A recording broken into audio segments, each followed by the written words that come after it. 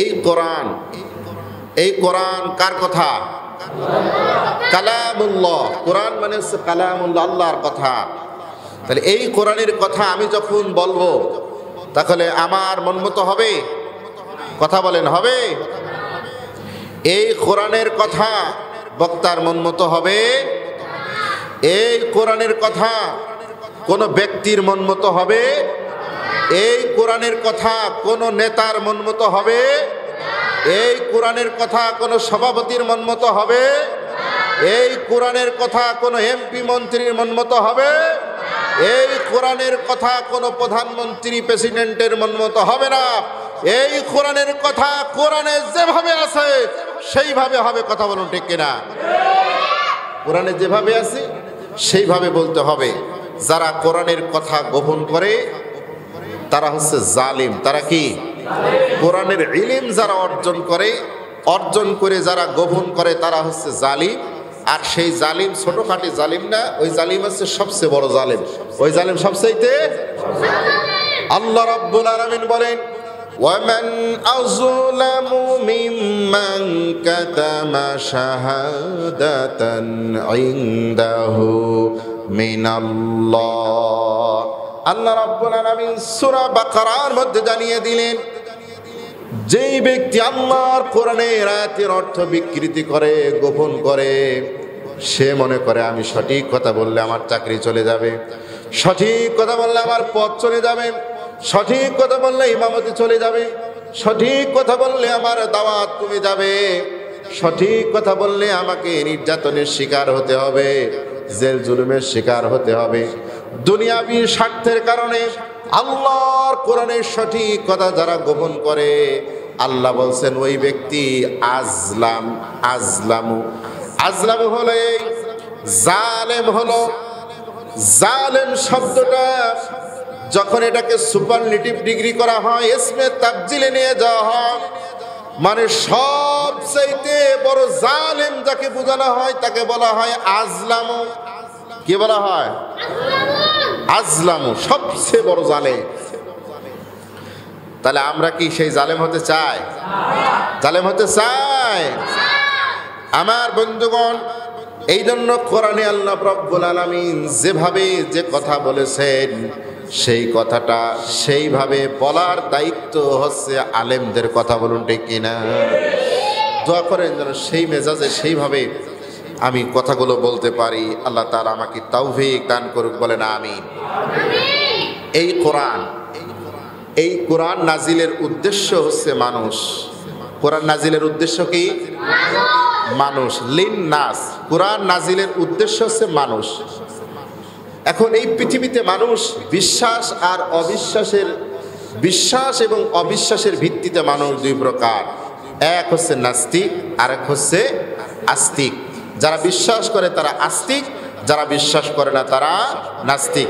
যারা বিশ্বাস করে আল্লাহকে তারা হচ্ছে মুমিন। যারা মুমিন শব্দের অর্থ বিশ্বাসী, যারা বিশ্বাস করে না তারা হচ্ছে কাফের, মানে অবিশ্বাসী। এখন এই কাফের আর মুমিন আর কাফের এর মাঝখানে আরেকটি জিনিস আছে, তার নাম হলো মুনাফিক। তার নাম কি? মুনাফিক শব্দটা এসেছে নিফাক শব্দ থেকে। নিফাক মানে গোপন করা, সুবিধা অনুযায়ী খাটানো। নিফাক মানে গোপন করা, সত্য জানার পরে, বোঝার পরে, আসার পরে, গ্রহণ করার পরেও সেই সত্য থেকে বিরত থাকার নাম হচ্ছে মুনাফিক। বুঝতে পারছেন? এই যে মুনাফিক, তাহলে মানুষ কয় প্রকার? এক হচ্ছে মুমিন, এক হচ্ছে কাফের, আর এক হচ্ছে মুনাফিক। এই যে কোরআন, এই কোরআনটা কার জন্য? মানুষের জন্য। আর মানুষ কয় প্রকার? 3 প্রকার। তাফসির বুঝতে হলে এটা আপনার বোঝা লাগবে। দীর্ঘ 3 মাস এই তাফসির বন্ধ ছিল। এই তাফসিরটা দীর্ঘ 3 মাস বন্ধ ছিল। তাহলে একটু আগের থেকে একটু রিপেয়ার করে আসার দরকার আছে না নাই? আমার বন্ধুগণ, একান্ত বন্ধুরা আমার, আল্লাহ রাব্বুল আলামিন কোরআনে কারীমের ভিতরে ক্রম অনুযায়ী যে সূরাগুলো আল্লাহ তাআলা সাজিয়ে দিয়েছেন, 114টা সূরার মধ্যে প্রথম সূরা হচ্ছে কোরআন। খুললেই আমরা যে সূরাটি পেয়ে যাই সেই সূরাটি হলো সূরাতুল ফাতিহা, ঠিক কিনা? এই সূরাতুল ফাতিহার নাম হচ্ছে সূরাতুস সালাত, সূরাতুদ দুআ, সূরাতুশ শিফা, সূরাতুশ শিফা, উম্মুল কুরআন। এই সূরা ফাতিহার 7টি আয়াত রয়েছে, সাবউল মাসানি, যা বারবার তেলাওয়াত করা হয়। এই সূরা ফাতিহা গবেষণা করে দেখেছি, এই সূরা ফাতিহার মধ্যে 7টা আয়াত রয়েছে।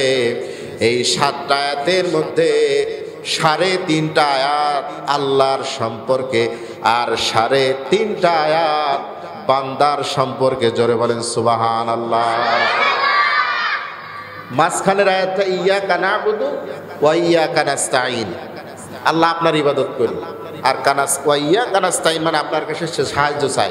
অর্ধেক আল্লাহর, অর্ধেক বান্দার। আমার বন্ধুগণ, এরপরে আল্লাহ যে সূরা নাযিল করলেন সেই সূরার নাম সূরাতুল বাকারা। এই সূরা বাকারা আল্লাহ রাব্বুল আলামিন শুরু করলেন। শুরু করার পরে এই কোরআন নাজিলের উদ্দেশ্য আগেই বলেছিলাম কি? মানুষ। বলেন, নাজিলের উদ্দেশ্য মানুষ। মানুষের প্রকার কয়টা?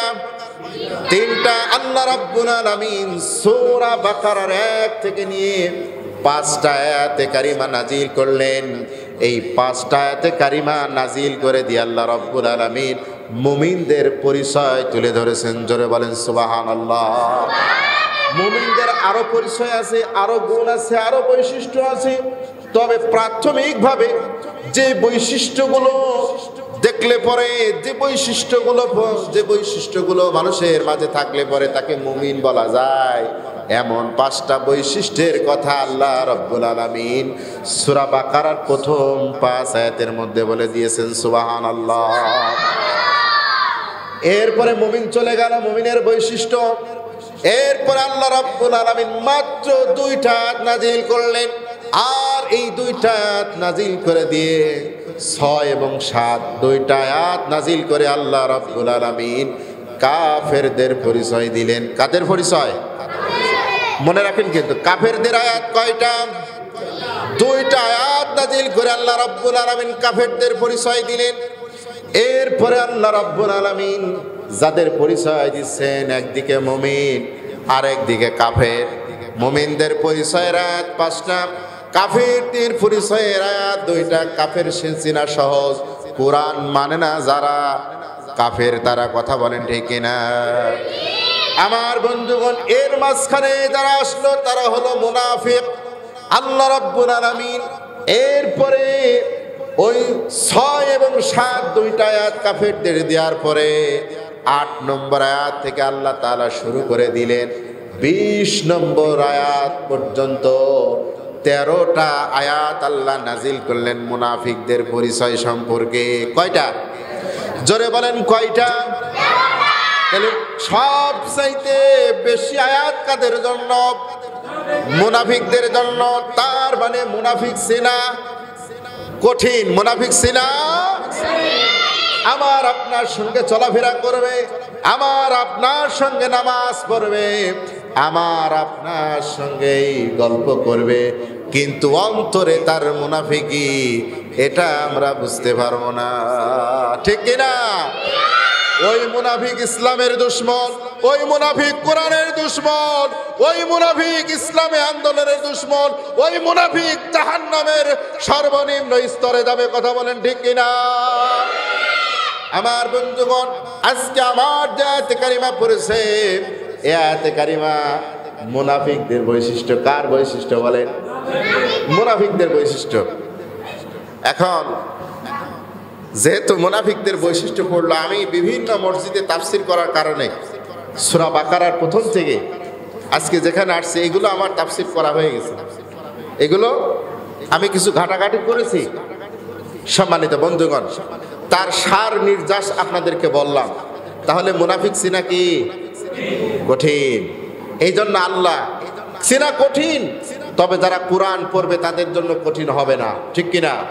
কোরআনের পাতায় পাতায় ওই মুনাফিকদের মুখোশ আল্লাহ তাআলা উন্মোচন করে দিয়েছেন। কথা বলুন ঠিক কিনা? তার মানে আজকের আলোচনার বিষয় যদি আমরা এটা ধরি যে মুনাফিকদের মুখোশ উন্মোচন, ভুল হবে না। কথা বলে ঠিক কিনা? আমার বন্ধুগণ, একান্ত বন্ধনেরা আমার, আল্লাহ রাব্বুল আলামিন কোরআনে কারীমে সূরাতুল বাকারা 2 নম্বর সূরা, সূরাতুল বাকারা 1 নম্বর পারা, প্রথম নাম্বার পারার মধ্যেই আল্লাহ রাব্বুল আলামিন বলছেন, সূরা বাকারা কিন্তু 3 পারা বিশিষ্ট। কয় পারা? আড়াই পারায় যে শেষ হয়েছে, তার মানে 3 পারা বিস্তৃত এর আপনার জায়গা। প্রথম পারায় 11 এবং 12 নম্বর আয়াত আল্লাহ রাব্বুল আলামিন বলেন, ওয়াইযা কিলা লাহুম লা তুফসিদু ফিল আরদি ক্বালু ইন্নামা নাহনু মুসলিহুন আলা ইন্নাহুম হুমুল মুফসিদুনা ওয়ালাকিন লা ইয়াশউরুন। আল্লাহ রাব্বুল আলামিন বলেন, ওয়া মানে এবং ইজা মানে যখন, কিলা তাদেরকে, কিলা মানে বলা হয়, লাহুম তাদেরকে, লা মানে না, তুফসিদু তোমরা ফাসাদ সৃষ্টি করো না, ফিল আরদি জমিনের ভিতরে। যখন তাদেরকে বলা হয় মুসলমান, তাদেরকে বলা হয় জমিনের ভিতরে ফাসাদ সৃষ্টি করো না, বিশৃঙ্খলা সৃষ্টি করো না, অরাজকতা সৃষ্টি করো না, নাশকতা করো না, মারামারি করো না, হাঙ্গামা করো না। যখন তাদেরকে এই বিপর্যয় সৃষ্টি করতে নিষেধ করা হয়, তখন তারা বলে, ক্বালু ইন্নামা নাহনু মুসলিহুন, আমরাই তো এই পৃথিবীতে শান্তি স্থাপনকারী, আমরাই তো বিশৃঙ্খলা দূর করার জন্য এসেছি। আমার বন্ধুগণ, কিছুদিন আগে আমরা কিছু লোককে পেয়েছিলাম যারা বলতো যে মাদকের বিরুদ্ধে আমাদের 0 টলারেন্স। কথা বলে ঠিক কিনা? পরে দেখলাম যে গণভবনের ভিতর থেকেই ফেন্সিডিলের বোতল বের হচ্ছে। কথা কন ঠিক কিনা? তার মানে যে বলছে মাদকের বিরুদ্ধে আমার 0 টলারেন্স, উনি নিজেই ফেন্সিডিল খাইতো। কথা কন ঠিক কিনা? সমাজের ভিতরে যে নেতা এইভাবে আঙুল তুলে বক্তব্য দেয় যে আমি মাদক মুক্ত সমাজ গড়তে চাই, ও নিজেই রাত্রিবেলা মদ খায়। কথা কন ঠিক কিনা? মদের আসরে থাকে। এটা কত প্রমাণ নেবেন? আমি প্রমাণ দেব। আমার বন্ধুগণ, আমাদের বাসগ্রাম রূপ সাহেবের বাড়ির কাছে কিছু গাঁজাখোরের আড্ডা তারা এইভাবে করছে যে ওখানে একটা পীর বাবা আসছে, ভণ্ড, সে ওখানে বসে আর সবাই মিলে ওখানে গাঁজা খায়। কেউ তারে কিছু বলতে পারে না। এখন 5 তারিখের পরে তো কেউ নাই এলাকায়। আমি ছিলাম, তা আমি শুনলাম ওই পীর বাবা মারা গেছে আর ওখানে ওরা দাফন করবে। মাটি দেওয়ার পরে ওইটা লালন সার মতো আকড়া বানাবে আর ওইটা গাজার আকড়ায় পরিণত হয়ে যাবে। মদ, নারী, গাজা, আমার পুরা বাসগ্রাম গাজার আকড়া হয়ে যাবে। এবার আমি আমার দলবল নিয়ে, লোক নিয়ে, ইসলামী আন্দোলনের কর্মীদেরকে নিয়ে বললাম, আজকে জিহাদ ঘোষণা করে দিলাম, আজকে জীবন দিয়ে দেবো, কিন্তু এটারে এখানে মাটি দিতে দেব না। ওই পীরটা বাইরে থেকে আসছিল, নারায়ণগঞ্জ থেকে এখানে আসছে, একজনের ভক্তের বাড়ি। আমার বন্ধুগণ, দীর্ঘ প্রায় গেছি ঈশান নামাজ, মাগরিবের নামাজ পড়ে মনে হয় ঈশান নামাজ ওখানকার মসজিদে পড়ছি। রাত 12টা পর্যন্ত তাদের সাথে তর্ক বিতর্ক। এক পর্যায়ে সিদ্ধান্ত হলো যখন মাস শুরু হবে, এরপরে থানা থেকে পুলিশ আসলো। পুলিশ এসে সর্বশেষ তাদেরকে আমরা আর সেখানে মাটি দিতে দেয় নাই, আমরা অ্যাম্বুলেন্স ভাড়া করে সেই পীরকে নারায়ণগঞ্জ পাঠাই। এইবার ওখানে গাজার আসর আর বসতেছে না। আমরা সেখানে খোঁজ খবর নিয়ে দেখলাম যে এই জায়গাটা আসর হওয়ার কারণ হলো ইতিপূর্বে আমাদের গ্রামে যারা বড় বড় নেতা ছিল, এই নেতারা এই জায়গা বসে গাঁজা খেত। ওদের উপরে ছায়ার মতো, ছাতার মতো ওরা তাদেরকে আশ্রয় দিয়েছিল। আজকে ওরা নাই বলে একটু দুর্বলতা দেখালো। কিন্তু এরপরে আপনারা জানেন কিছুদিন আগে বাসগ্রামে একটা মারামারি হয়েছে। মারামারি হওয়ার পরে এই গাজা গ্রুপ আবার এক মারামারির দলে যোগ দিয়েছে। যোগ দিয়ে এখন আমারে মারার জন্য খুঁজে বেড়াচ্ছে। চিন্তা করেন, ওই নেতাদের আশা পাইছে কারা? 16 বছর যারা খাতি পারে নাই তারা। বুঝতে পারছেন? ওই নেতারা তারা আশ্বস্ত দিয়েছে, তোরা অনেক গাঁজা খাবি, আরো যা মন তাই খাবে, কে তোরে কি বলে আমরা দেখব। আমার বন্ধুগণ, এখন ওরা আবার পাওয়ার পেয়ে গেছে। তাহলে কিছুদিন পরে ওরা আবার মাইক নিয়ে বলবে যে আমরা মাদকের বিরুদ্ধে জিরো টলারেন্স। কথা বলেন ঠিক কিনা? ওদের ঝাঁটা দিয়ে বাইরে দরকার। কতক্ষণ ঠিক কিনা? আজ হোক কাল হোক মানুষের হাতে ওরা মার খাবে যারা এই ধরনের অন্যায় অপকর্মের বিরুদ্ধে যারা অবস্থান নেবে। ওই দিন ওখানে মার্ডার হয়ে যেত, ওখানে খুনে হয়ে যেত, অনেক কিছু হতো, কিন্তু সাংগঠনিক বদনাম যাতে না হয় এই জন্য আমরা মারামারি করি নাই, আবার মাটিও দিতে দিই নাই। এবং যারা এলাকায় গাঁজা বিক্রি করে ওদের প্রত্যেক বাড়ি বাড়ি গিয়ে আমি নিজে নেতৃত্ব আমার সাথে শত শত লোক নিয়ে যায় তাদেরকে বুঝাইছি এটা অপরাধ করা যাবে না। আমরা গ্রামবাসী আসছে, আপনি আর বিক্রি করবেন না, প্রয়োজনে আপনার কোনো কর্মের প্রয়োজন হলে আমরা ব্যবস্থা করে দেব। তারা বলছে যে আর করব না। কিন্তু যে আবার একটু বাতাস পাইছে আবারও নাকি শুনলাম সবাই গাঁজা বেচা শুরু করে দিচ্ছে। আমার বন্ধুগণ, কান্তা বন্ধনেরা আমার, তার মানে কি বোঝা গেল? ওই গাজার আসর বন্ধ করতে হলে, মাদকের আসর বন্ধ করতে হলে আল্লাহর কোরআন পার্লামেন্টে নিয়ে আসতে হবে। কথা বলেন ঠিক কিনা? আল্লাহর কোরআন যখন পার্লামেন্ট যাবে আর কোরআনের প্রতিনিধিরা যখন নেতৃত্ব দিবে, যখন আমার এই ভূমিকার সঙ্গে আমার প্রশাসনিক পাওয়ার থাকবে, তখন কিন্তু আর গাঁজা বেচতে পারবে না। ঠিক কিনা? একদিন ওয়ার্নিং দেব, পরের দিন ধরে রিমান্ডে নেব। কতক্ষণ ঠিক কিনা? একজন ব্যক্তির সাহস হবে না গাঁজা খাওয়া, তো দূরের কথা বেচা সব বন্ধ। ঠিক কিনা? এইটার নাম হচ্ছে, এইটার জন্যই কিন্তু আমরা কাজ করতেছি। আর কিছু লোক মুনাফিক, ওরা নামাজ পড়ে, সব দেখবেন আমাদের মতো নামাজও পড়ে, মাথায় টুপিও আছে, আর আমাদের বলে আমরা নাকি ক্ষমতার লোভ করি। ক্ষমতার লোভ আমরা করি না। ঠিক কিনা? ক্ষমতার লোভ যদি করতাম তাহলে আমাদের দলের ভিতরে প্রার্থী হইতো 10 জন। ঠিক কিনা বলেন? কারণ তোমাদের তো নেতাই খুঁজে পাওয়া যায় না, আর আমাদের ঘরে ঘরে নেতা। কতক্ষণ ঠিক কিনা? আমরা ক্ষমতার লোভ করি না, আমরা পরামর্শের ভিত্তিতে যিনি যোগ্য তাকে আমরা দেশের দশের খেদমতের জন্য আমরা তাকে আগায় দিই। ঠিক কিনা বলেন? আমার বন্ধুগণ, কান্তা বন্ধনেরা আমার, আল্লাহ বলছেন তোমরা জমিনের মধ্যে ফাসাদ সৃষ্টি করো না। কিন্তু ওরা বলছে এই বেটা, আমরা কি ফাসাদ সৃষ্টি করি নাকি? আমরাই দুনিয়ার ভিতরে শান্তি প্রতিষ্ঠার জন্য কাজ করি। আমরা বললাম তোমরা দুর্নীতি করো না, ওরা বলছে আমরা দুর্নীতির বিরুদ্ধে জিরো টলারেন্স। এরপরে আমরা দেখলাম যিনি বলেছেন দুর্নীতির বিরুদ্ধে জিরো টলারেন্স, ওনার বাড়ির পিয়ন, ওনার বাড়ির ফুল বাগানের মালিক 400 কোটি টাকার মালিক। ঠিক কিনা বলে? উনি যে 400 কোটি টাকার মালিক উনি জানতেন না? উনি জানতেন, সব জানতেন। ঠিক কিনা বলেন? সালমান এফ রহমান উনি যে হাজার হাজার কোটি টাকা লুট করেছেন এটাকে উনি জানতেন না? জানতেন। তার মানে আল্লাহর কোরআনের এই কথা, মুনাফিকদের এই কথা, উনি যে মুনাফিক, উনি কাফের ছিলেন না, উনি হলো মুনাফিক। ঠিক কিনা?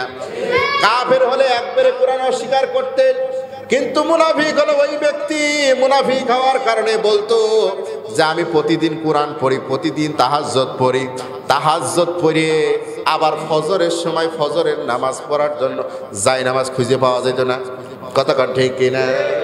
তাহাজ্জুদ করে নামাজ কোনে খুঁজে, ওটা নাকি খুঁজে বেড়াইত।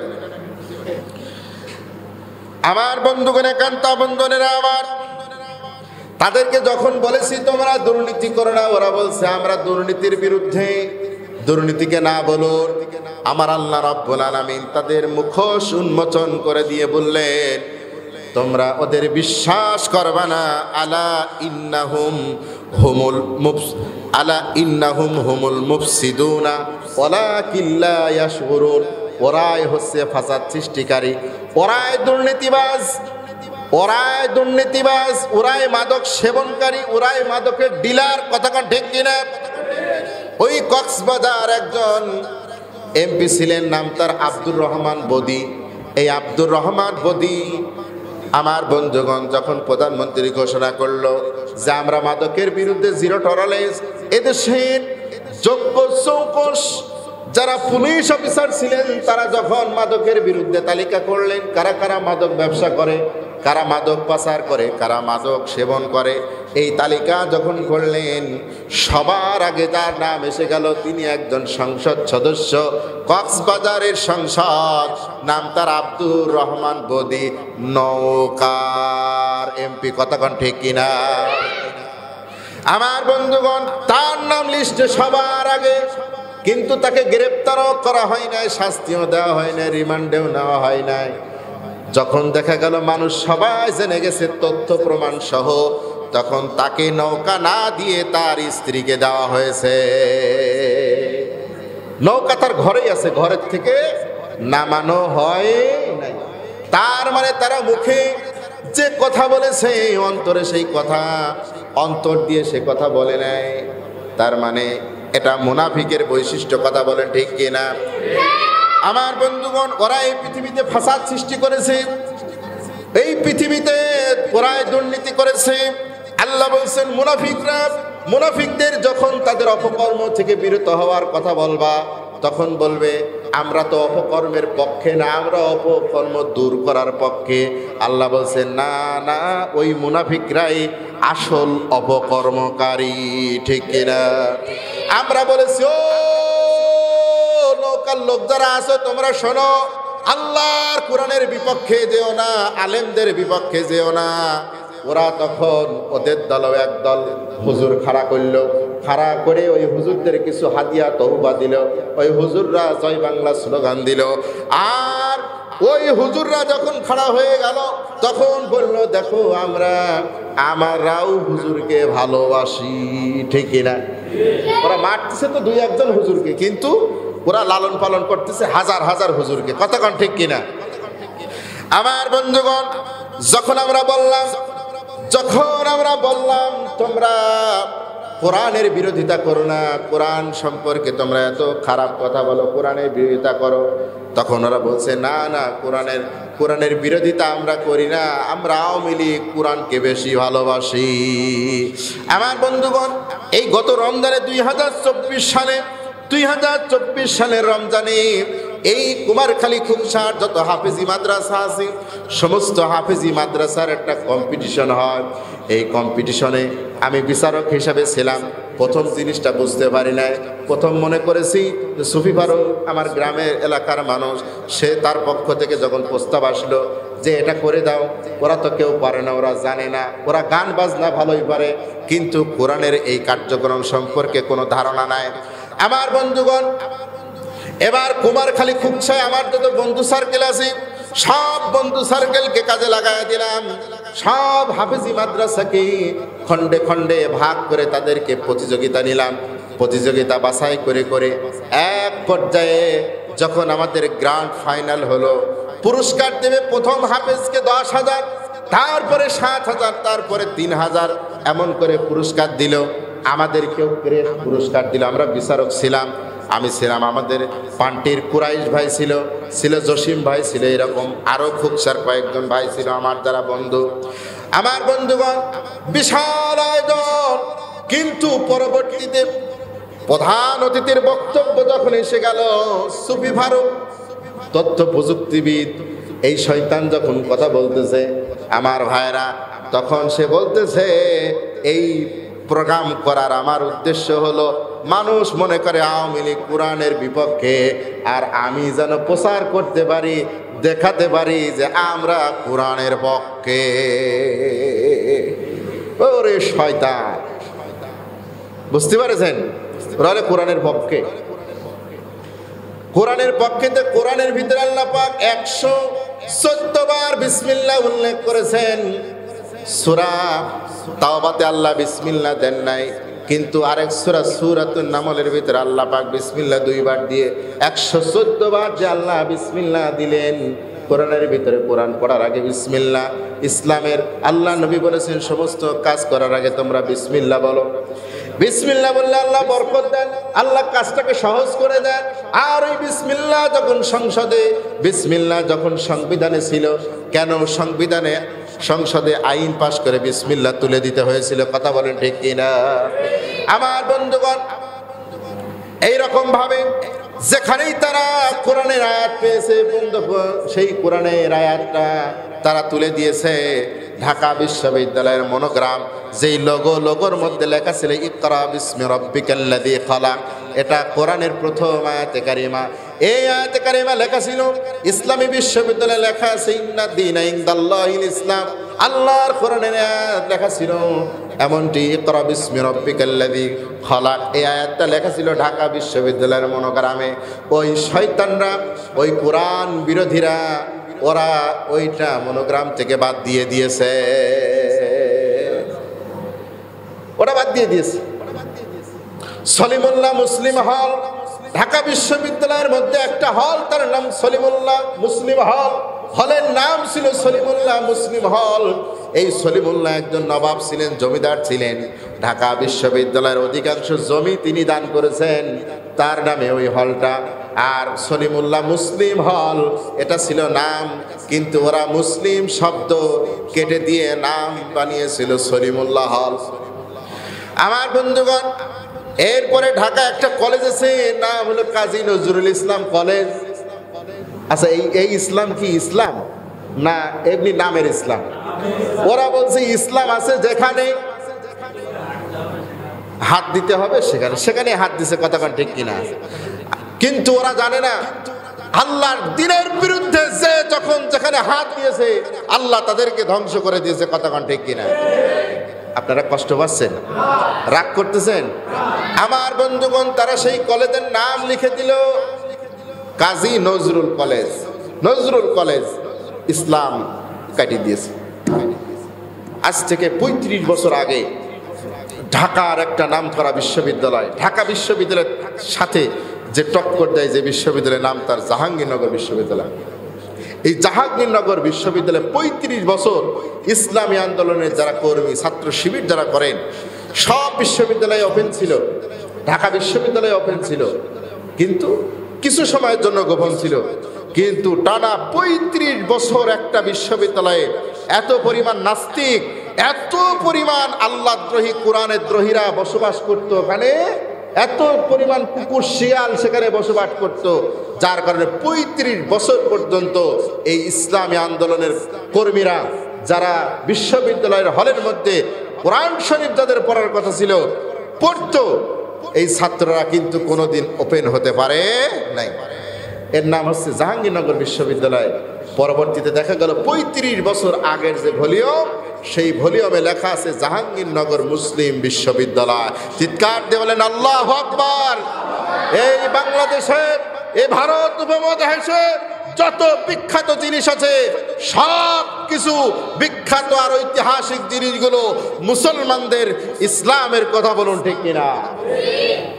তোমরা তো যা বানাইছো সব তার চাইতে বেশিরভাগ চুরি করেছে, কথা ঠিক কিনা?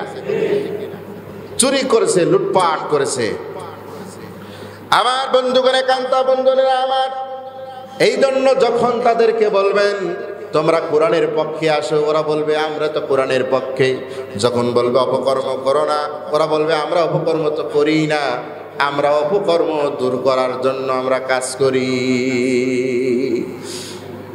ওদের দলের কিছু যুবক সমাজ একটা দল বানাইছিল, নাম হচ্ছে মাদক নির্মূল কমিটি। মাদক নির্মূল কমিটি। আর ওই অফিসে বসে মদ খাইতে, নাউজুবিল্লাহ। আমার বন্ধুগণ, একান্ত আপনজনেরা আমার, তাহলে এই যে মুনাফিক, এই মুনাফিক যারা দুনিয়াতে যারা মুনাফিকি করবে, এই মুনাফিকি যারা করবে তাদের শাস্তিটা কি একটু শুনে রাখেন। আমার বন্ধুগণ, যারা মুনাফিক তাদের শাস্তির ব্যাপারে আল্লাহ রাব্বুল আলামিন কোরআনুল কারীমের ভিতরে চমৎকার করে আল্লাহ তাআলা বলেছেন, ইন্নাল মুনাফিকিনা ফিদ দারকিল আসফালি মিনান নার ওয়া লান তাজিদা লাহুম নাসীরা। আল্লাহ তাআলা বলেন, যারা মুনাফিক তাদেরকে আমি আল্লাহ রাব্বুল আলামিন জাহান্নামের সর্বনিম্ন স্তরে তাদেরকে আমি সেখানে দিব। জাহান্নামের সর্বনিম্ন স্তরে তাদের অবস্থান হবে। জাহান্নামের সর্বনিম্ন স্তরে থাকবে ফেরাউন, জাহান্নামের সর্বনিম্ন স্তরে থাকবে নমরুদ, জাহান্নামের সর্বনিম্ন স্তরে থাকবে আবু জাহেল, আবু লাহাব, উতবা, সাইবা। এদের সঙ্গে থাকবে তারা আমাদের সাথে নামাজ কালাম পড়ার পরেও, রসুলের সঙ্গে নামাজ কালাম পড়ার পরেও, আমাদের মতো টুপি, আমাদের মতো জুব্বা, আমাদের মতো মুখে দাড়ি রাখার পরেও অন্তরে যারা নেফাকি নিয়ে, মুনাফিকি নিয়ে যারা চলবে, ইসলামের বিরুদ্ধে দুশ্মনী করবে, কাফেরদের সঙ্গে সুসম্পর্ক রাখবে, ওই মুনাফিকরা ফেরাউন, নমরুদ, হামান, এরপরে আবু জাহেল, আবু লাহাব, উতবা, সাইবার সঙ্গে জাহান্নামের সর্বনিম্ন স্তরে থাকবে। তাহলে এই মুনাফিকি কি আমাদের মাঝে রাখা যাবে? মুনাফিকের আলামত হচ্ছে তিনটা। কয়টা? সালাসাতুল আলামা। মুনাফিকের আলামত হচ্ছে তিনটা। ওয়াইদা হাদ্দাসা কাযযাবা। মুনাফিক যখন কথা বলে মিথ্যা কথা বলে। কি বলে? মিথ্যা কথা বলে। মুনাফিক যখন কথা বলে মিথ্যা কথা বলে। ওয়াইদা ওয়াদা ওয়াখলাফা। মুনাফিক যখন ওয়াদা করে খেলাপ করে। ওয়াইজাখতুমিনা খানা। মুনাফিক যখন তার কাছে আমানত রাখা হয় মানুষের, দেশের, জনগণের, সেই আমানতগুলো সে খেয়ানত করে। মুনাফিকের আরেকটি বৈশিষ্ট্য হলো, মুনাফিক যখন মানুষের মাঝে তর্ক বিতর্ক, ঝগড়া বিবাদ হতেই পারে, কিন্তু মুনাফিকের সঙ্গে যখন হয়, মুনাফিক তখন অশ্রাব্য, অশ্লীল, অকথ্য ভাষায় গালিগালাজ করে। আমাদের ভিতরে কিছু মানুষ আছে 5 ওয়াক্ত নামাজ পড়ে কিন্তু মুখের ভাষা ভালো না, ঠিক কিনা? কোনো বেল বেরেক নাই, যেখানে সেখানে সে খুব নোংরা ভাষায় কথা বলে। কথা বলেন ঠিক কিনা? এটা মুনাফিকের একটা আলামত। এরপর আল্লাহ রাব্বুল আলামিন আরো কিছু আলামতের কথা বলেছেন। সূরা বাকারার 13টা আয়াতের কথা বলছি। এই 13টা আয়াতের বাইরেও আরো কিছু আছে, আমি এইগুলো টাচ করছি। আল্লাহ পাক বলেন, ওয়াইদা কামু ইলাস সালাতি কামু কুসালা। তারা যখন, মুনাফিকরা নামাজে দাঁড়ায়, মুমিনরাও নামাজে দাঁড়ায়, মুনাফিকরাও যখন নামাজে দাঁড়ায়, আল্লাহ পাক মুমিনদের নামাজের ব্যাপারে বলছেন, قد أفلح المؤمنون الذين هم في صلاتهم خاشعون।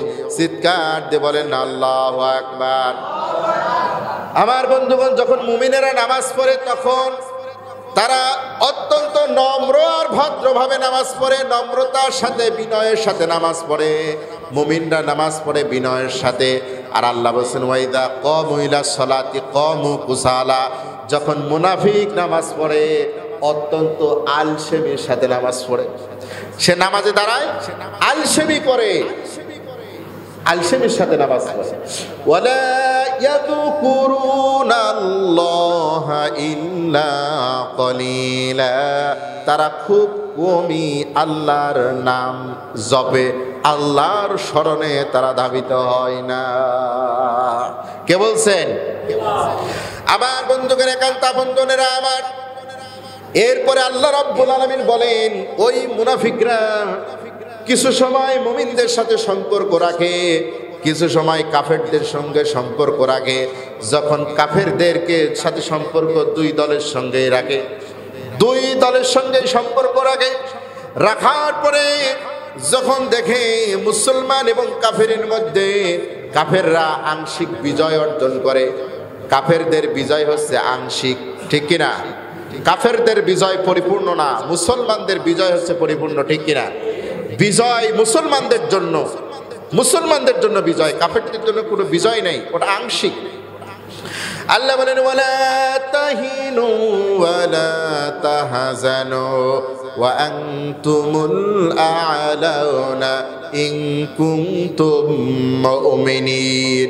তোমরা যদি কোরআন মেনে নাও, আল্লাহ এবং আল্লাহ রাসূলের আনুগত্য করো, তোমরা যদি ঈমানদার হও, তোমরা জেনে রাখো বিজয় তোমাদের জন্য, তোমাদের কোনো ভয় নেই, তোমাদের কোনো চিন্তাও নেই। জোরে বলা যাবে কি সুবহানাল্লাহ। আল্লাহ পাক বলেন, যারা মুনাফিক তারা তারা মুসলমানদের সঙ্গেও সম্পর্ক রাখে, কাফেরদের সাথেও সম্পর্ক রাখে।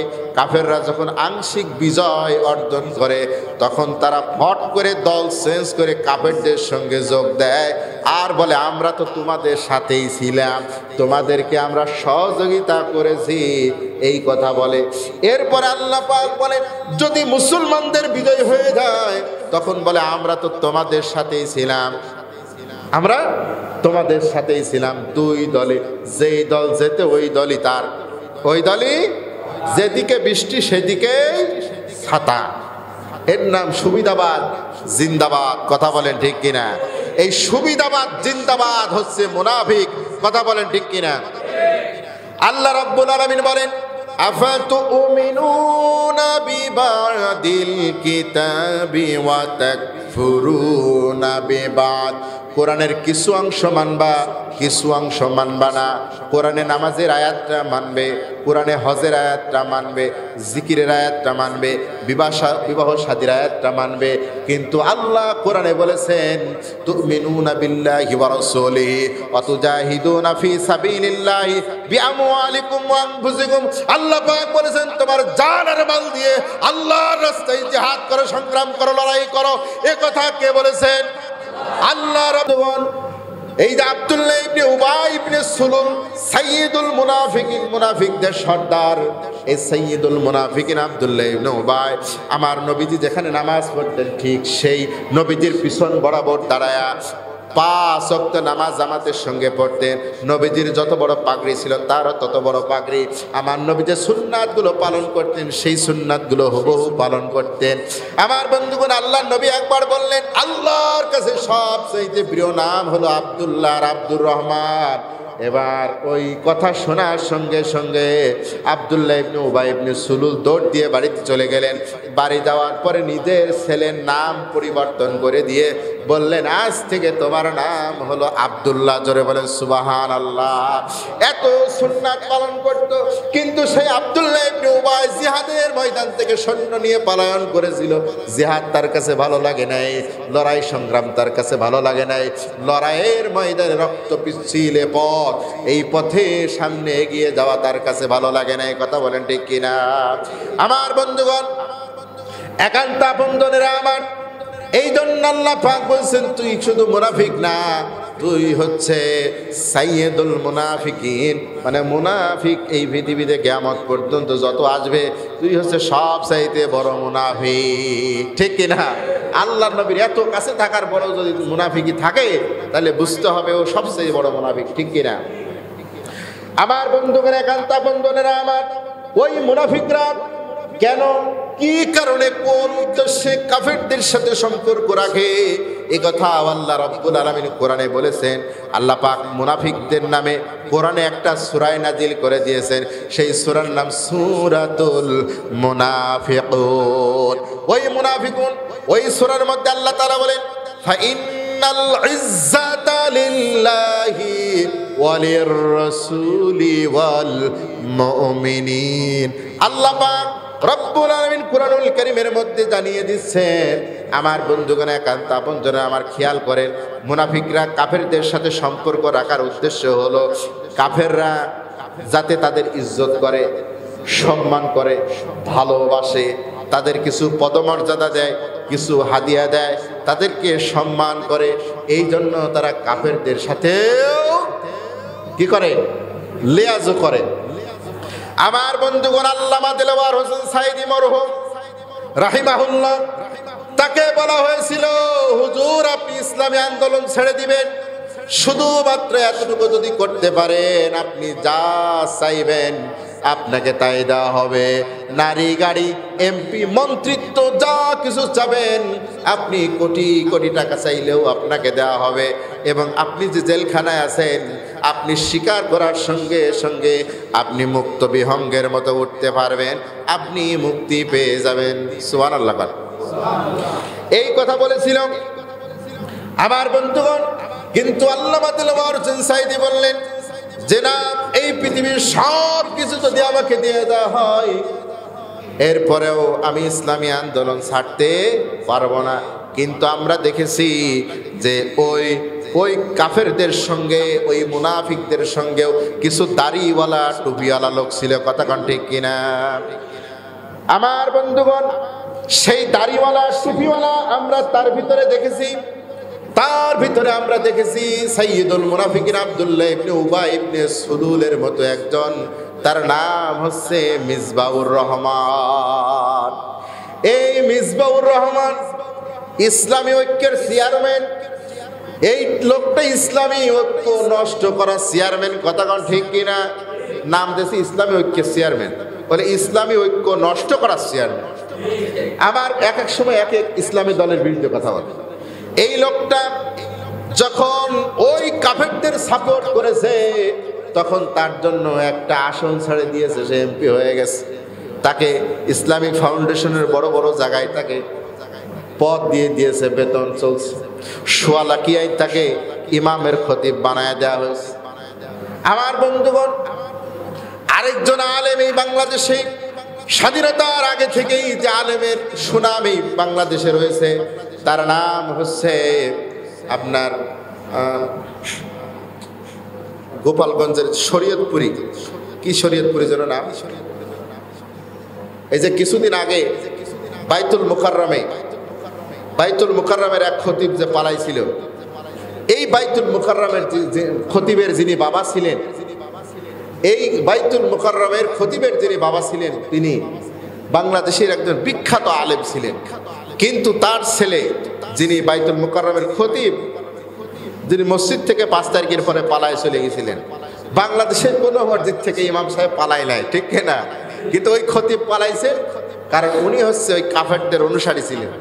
উনি বলছেন যে আপনি কওমি জননী, আপনি কি কওমি জননী, আপনি আমাদের মা, এই ধরনের উপাধি এবং বিভিন্ন, এবং বাইতুল মুকাররমের খতিব ওইদিকে উনি নৌকার জন্য সিলমারি বেড়াইছে যে আমি এমপি হতে চাই, নৌকায় মার্কার পায় নাই, বুঝতে পারছেন? এই জন্য 5 তারিখের পরে পলাইছিল। তার মানে আল্লাহ কোরআনে যেটা বলছেন সেটা হুবহু মেলে কি মেলে না বলেন? আমার বন্ধুগণ, আল্লাহ বলছেন ওরা কিছু সম্মান, ওরা কিছু পদমর্যাদা, সম্মান, কিছু হাদিয়া তহবিলের লোভে, সম্মানের লোভে ওরা ওই মুসলমানের ভিতরে কিছু লোক কাফেরদের সাথে সম্পর্ক রাখে। আল্লাহ পাক বলছেন শুনে নাও, সম্মানের মালিক হচ্ছে আমি আল্লাহ। ফাইন্নাল ইজ্জাতা লিল্লাহ, সম্মানের মালিক আল্লাহ। এই সম্মান আল্লাহর জন্য, অলির রসুল, এই সম্মান রসুলের জন্য, অলিল মুমিনিন, এই সম্মান মুমিনদের জন্য। এই সম্মান কোন মুনাফিক কাফেরের জন্য নয়, ঠিক কিনা? কাফেররা পালায়ে চলে গেছে, মুনাফিকরাও আজ বিপদে আছে, কথা কোন ঠিক কিনা? মুনাফিকরাও বিপদে আছে, কাফেররা তো পালায়ে চলে গেছে। আমার বন্ধুগণ, একান্ত আপনজনেরা আমার, তাহলে এই মুনাফিকদের শাস্তি আছে না নাই? দুনিয়ায়ও শাস্তি, আখিরাতেও শাস্তি। এখন আমার কিছু প্রশ্ন আপনাদের কাছে। প্রশ্নটা হলো এই যে মুনাফিক কিছু হলেও নামাজ পড়ছে, ঠিক কিনা? আল্লাহর সেজদা দিল, নামাজ পড়লো, সুবহানাল্লাহ, আলহামদুলিল্লাহ জিকির করলো আমাদের সাথে বসে, এরপরে রমজান মাসে রোজা রাখছে। কিছু মুনাফিক হজও করে আছে, দান সৎকাও তো করলো। এই যে কিছু হলেও যে ভালো কাজ করলো, তার বিনিময় সে পাবে না? বলেন, বিনিময় কি সে পাবে? তবে সেটা আখিরাতে নয়, সেটা দুনিয়াতে। কিসে? আল্লাহ দুনিয়াতেই তার পাওনাটা মিটাই দিবেন, আখিরাতে তার কোনো পাওনা রাখবেন না। কারণ মুনাফিক কোথায় যাবে? জাহান্নামে। আখিরাতে যদি পাওনা থেকে থাকে, তাহলে তো সে বলবে যে আল্লাহ পাওনা আছে, আমারে জান্নাত দাও, ঠিক কিনা বলেন? আমার বন্ধুগণ, আল্লাহ রাব্বুল আলামিন সূরা শুরা 20 নম্বর আয়াতে কারিমার ভিতরে আমার আল্লাহ পাক বলেন, মান কানা ইউরিদু হারসাল আখিরাতি নাজিদ লাহু ফি হারসিহি ওয়া মান কানা ইউরিদু হারসাদ দুনিয়া নুতিহি মিনহা ওয়া মা লাহু ফিল আখিরাতি মিন নাসিব। জোরে জোরে বলেন না আল্লাহু আকবার। আল্লাহ রাব্বুল আলামিন জানিয়ে দিচ্ছেন যে আখিরাতের ফসল কামনা করবে, আমি আল্লাহ তাকে আখিরাতে দেব।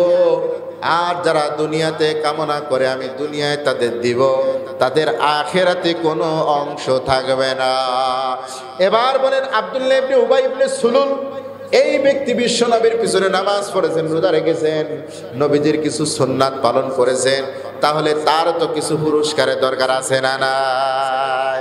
আমার বন্ধুগণ, এই পৃথিবীতে কাফেররাও মাঝে মাঝে কিছু ভালো কাজ করে কি করে না? দেখা যায় কিছু কাফের আছে, মুশরিক আছে, নাস্তিক আছে, বিনামূল্যে মানুষের চক্ষু এটা চিকিৎসা করায় দিচ্ছে, ছানি চিকিৎসা করায় দিচ্ছে, কথা কোন ঠিক কিনা? এরপরে মানুষের কিডনি এইটা খরচ হয়, দেখা যাচ্ছে 10 লাখ, ওরা দিল 8 লাখ, আপনি দিলেন 2 লাখ। এর মানে এরা কিছু দাতব্য প্রতিষ্ঠান করে দিয়ে মানব সেবা করছে। আমার বন্ধুগণ, যারা কাফির মুনাফিক, এরা এই দুনিয়াতে যারা ভালো কাজ করবে, আল্লাহ ওই ভালো কাজের পুরস্কার দুনিয়াতেই মেটায় দিবেন। দুনিয়াতে তাদেরকে আরো বেশি আরামায়েশ করার সুযোগ দিবেন, নারী নিয়ে গাড়ি নিয়ে ভোগ বিলাস করার সুযোগ করে দিবেন। আল্লাহ পাক তাদেরকে শারীরিক সুস্থতা দিয়ে দিবেন। আল্লাহ পাক তাদেরকে আরো বেশি সম্মান যশ খ্যাতি দিয়ে তার সমস্ত আমলের বদৌলত আল্লাহ দুনিয়াতে দিয়ে দিবেন, আখিরাতে তাদের কোনো অংশ থাকবে না। আমার বন্ধুগণ, এই আব্দুল্লাহ ইবনে উবাই ইবনে সুলুল এমন একটি নেক কাজ করেছিল, এমন একটা ভালো কাজ করেছিল।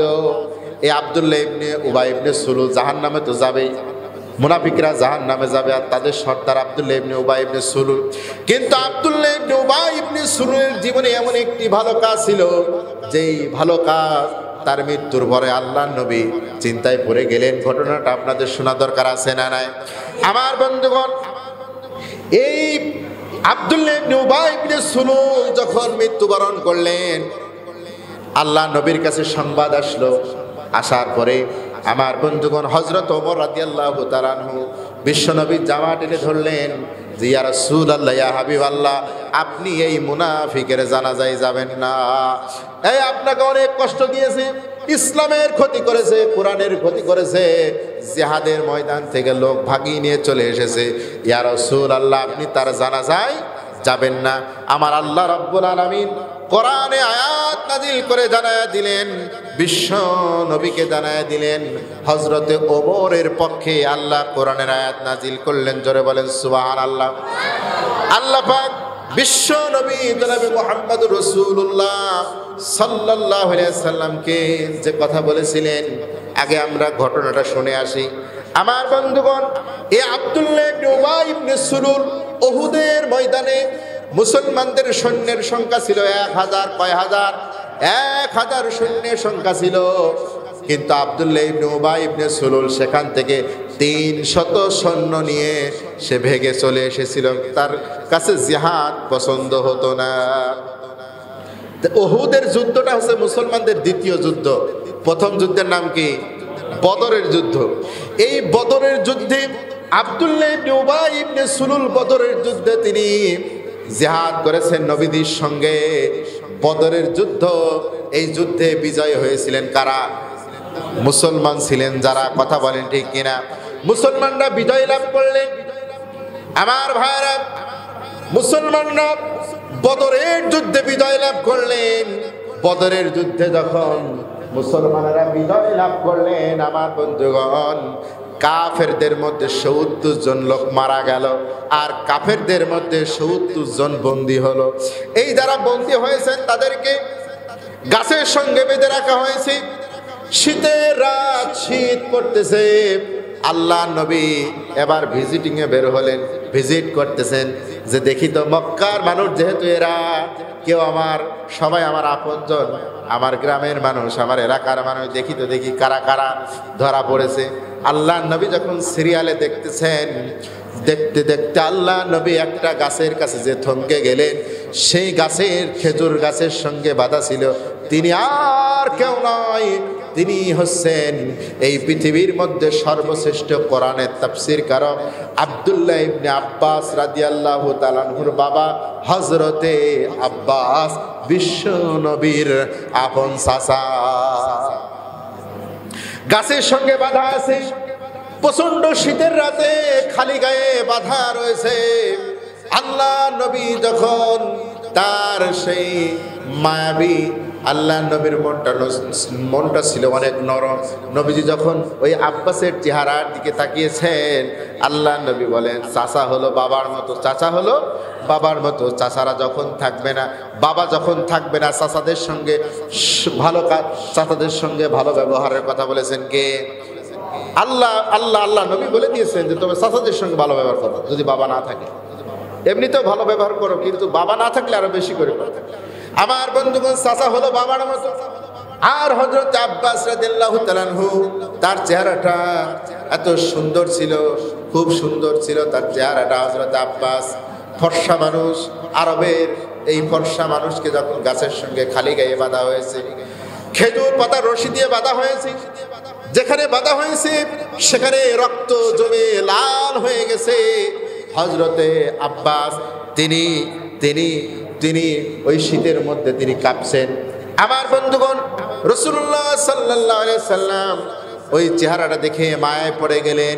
নিজের আপন পিতার কথা মনে পড়ে গেল। আমার বাবা হয়তো এরকম ছিল। চাচাকে দেখে বাবার কথা মনে পড়ে গেল। নবীজি আবেগ আপ্লুত হয়ে পড়লেন। আর সঙ্গে সঙ্গে সাহাবীদের ডাক দিয়ে বললেন, ও আমার সাহাবীরা, তোমাদের মাঝে কেউ কি আসো নাকি?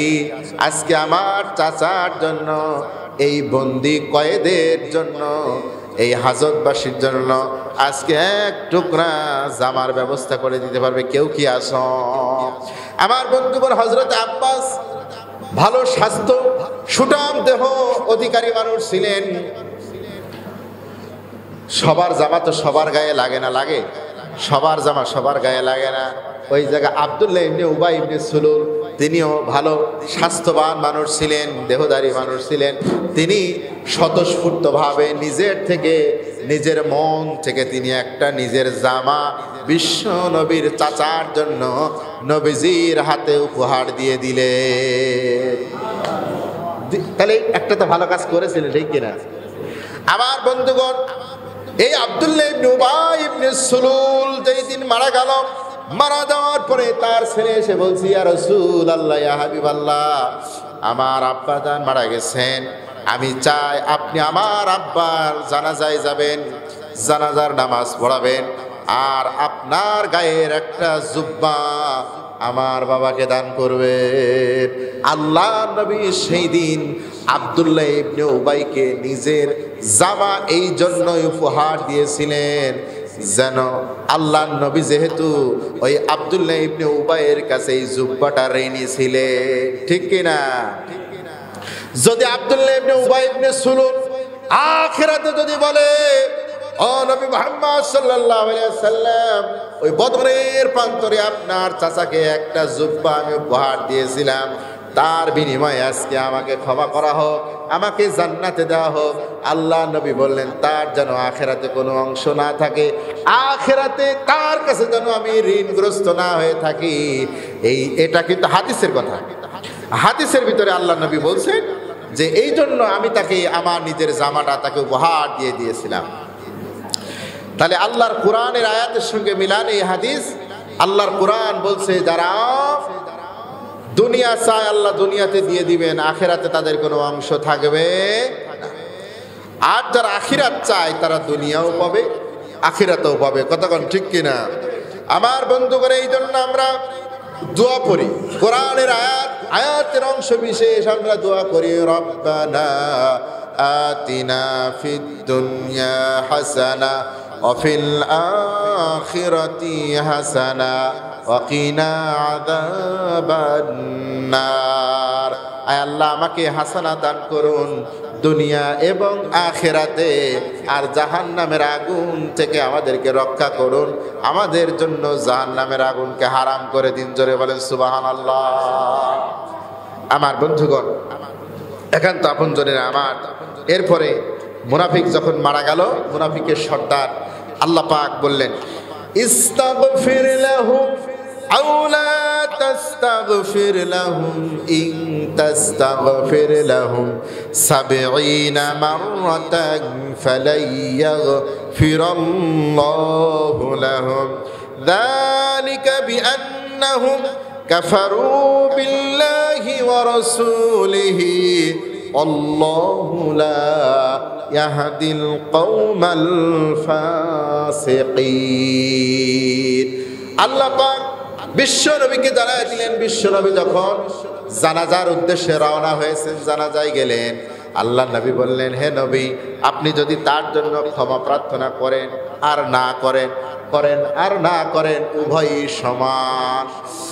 আপনি যদি তার জন্য ক্ষমা চান, আমি আল্লাহ ক্ষমা করব না। আমার বন্ধুগণ, আল্লাহ পাক বললেন শুধু তাই নয়, বিশ্ব নবী তিনি হয়তো বারবার আল্লাহর কাছে হাত তুলে দোয়া করবেন। আমার বন্ধুগণ, আমার নবীকে আল্লাহ এত ভালোবাসতেন, আল্লাহ নবী আকাশের দিকে তাকিয়ে হাত তোলে নাই, মনের ভিতরে উদয় হয়েছে যে সিদ্ধান্ত, আল্লাহ সাথে সাথে কবুল করে নিয়েছেন। জোরে বলেন সুবহানাল্লাহ। মুখ দিয়ে বলা লাগে নাই। আল্লাহ বিশ্বনবীকে অন্যান্য নবীরা যা দোয়া করে চেয়েছেন, আল্লাহ পাক বিশ্বনবীকে সেগুলো উপহার দিয়েছেন। জোরে বলেন সুবহানাল্লাহ।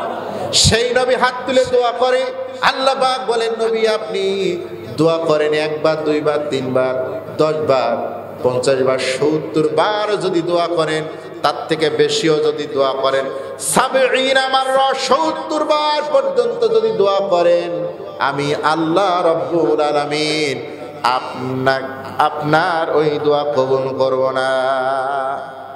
কার জন্য? মুনাফিকের জন্য। মুনাফিকের জন্য কোনো দোয়া কবুল হবে?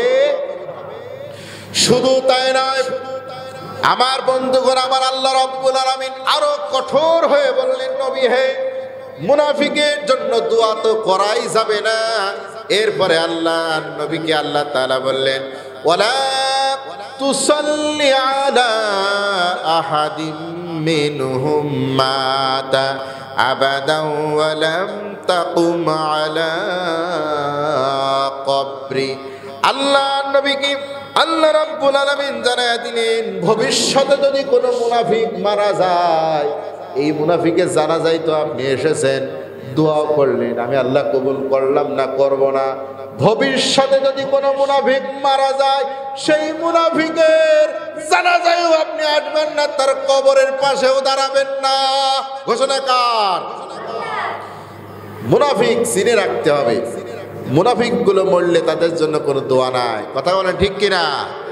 শুধু মাটি দেওয়া লাগবে, তাই 2-1 অজু ছাড়া জানাজা করে মাটি দিয়ে দিতে হবে। ঠিক কিনা বলেন? আমার বন্ধুগণ, একান্ত আপনজনেরা আমার, তাহলে আজকে যে আলোচনা আমি করলাম, এই আলোচনার বিষয়টি হচ্ছে যে মুনাফিকদের আলামত। মুনাফিকদের কি? এখান থেকে 20 নম্বর আয়াত পর্যন্ত যাবেন। আমি আজকে 11-12 দুইটা আয়াত থেকে কথা বলেছি। এরপরে আরো আপনি অনেকগুলো আয়াত পেয়ে যাবেন যেগুলো মুনাফিকদের আলামত, মুনাফিকদের বৈশিষ্ট্য, মুনাফিকদের খাসিয়াত, এইগুলো ধারাবাহিকভাবে পেয়ে যাবেন। আমার বন্ধুগণ, একান্ত আপনজনের আমার, মুনাফিকের যতগুলো আলামত আছে একসাথে সবার থাকবে বিষয়টা এমন না। দেখা যাচ্ছে মুনাফিকদের 20টা আলামত আছে, তার ভিতরে আমার ভিতরে একটা আছে। কয়টা? সেই একটা যদি আমি যখন জানবো, বুঝবো কোরআনের ক্লাসে এসে, তখন সেই একটা বাদ দেওয়া দরকার আছে না নাই? না হলেই বিপদ। কথা কোন ঠিক কিনা? যেমন আমরা একটি জানলাম যে মুনাফিক যখন নামাজ পড়ে তখন সে অলসতার সাথে নামাজ পড়ে। তাহলে অলসতার সাথে নামাজ পড়া যাবে? নামাজ পড়তে হবে অত্যন্ত নম্রতার সাথে, ভদ্রতার সাথে, বিনয়ের সাথে। রুকু এবং সেজদা এটা দীর্ঘ সময় করে, একটু সময় নিয়ে করতে হবে। ঠিক কিনা? 2 সেজদার মাঝখানে সময় নিতে হবে। রুকু থেকে যখন সোজা হবে সময় নেবেন। আমার বন্ধুগণ, নামাজ হুটোপাটা করে যারা পড়ে, তাড়াহুড়ো করে যারা পড়ে, 2 মিনিটে 4 রাকাত পড়ে, 1 মিনিটে 6 রাকাত পড়ে, এরা কি? মুনাফিকের লক্ষণ। ঠিক কিনা? রুকু সেজদায় চুরি করে, এরা মুনাফিকের লক্ষণ। এরপরে আরেকটি লক্ষণ হচ্ছে মুনাফিক 5 ওয়াক্ত নামাজ পড়ে না। কয় ওয়াক্ত পড়ে না? 5 ওয়াক্ত পড়ে না, তার ভিতরে বাদ দেয় 2 ওয়াক্ত। কয় ওয়াক্ত? ফজর আর ঈশা। ফজর আর ঈশা, এই হলো মুনাফিকের লক্ষণ।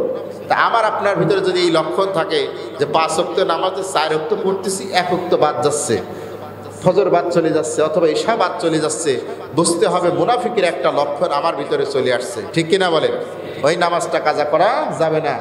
যে ব্যক্তি এই যে শীতের রাত আসতেছে, ফজরের নামাজ এবং ঈশার নামাজ, এই শীতের নামাজগুলো, ঠান্ডার নামাজগুলো যে ব্যক্তি যথাযথ আদায় করবে, আল্লাহ পাক তাকে মুনাফিকি থেকে রক্ষা করবেন। জোরে বলেন সুবহান। এই মুনাফিকি থেকে আল্লাহ তাকে রক্ষা করবেন। মুনাফিকরা ফজরের নামাজ পড়ে না, দেখবেন অন্য সব এলাকায় ফজরের নামাজে মুসল্লি কম হয়, ঠিক কিনা? এই জন্য ফজরের নামাজটা জামাতের সাথে পড়ার চেষ্টা করবেন, একসাথে পড়ার চেষ্টা করবেন। আল্লাহ রাব্বুল আলামিন আমাদের সকল প্রকার নেফাকি থেকে, মুনাফিকি থেকে আল্লাহ তাআলা আমাদেরকে হেফাজত করুন, এবং যারা মুনাফিক আছে তাদের সকল শত্রুতা, ষড়যন্ত্র, সকল প্রকার সেই দুরভিসন্ধি থেকে আল্লাহ পাক আমাদেরকে, ইসলামকে, কোরআনকে আল্লাহ তাআলা, আমাদের দেশকে যেন, আমাদের সংগঠনকে যেন আল্লাহ তাআলা হেফাজত করেন। আমরা বলছি আল্লাহুম্মা আমিন। সম্মানিত বন্ধুগণ, দীর্ঘক্ষণ পর্যন্ত কথা বললাম। কথার মধ্যে মানুষ হিসেবে ভুল ত্রুটি হতেই পারে। ভুল হয়ে থাকলে আল্লাহর কাছে সর্বপ্রথম ক্ষমা চাই, এরপর আপনাদের কাছে ক্ষমা চাই। আল্লাহ পাক যেন সেই ভুলটা আপনাদের অন্তর থেকে মুছে দেন, এবং যে কথাগুলো বলেছি, যেগুলো হক, যেগুলো সঠিক, সেইগুলো আমাদের সবার বাস্তব জীবনে আমল করার আল্লাহ তাআলা যেন তৌফিক দান করেন। আমরা বলছি আল্লাহুম্মা আমিন। আমরা দোয়ার দিকে চলে যাব। আপনাদের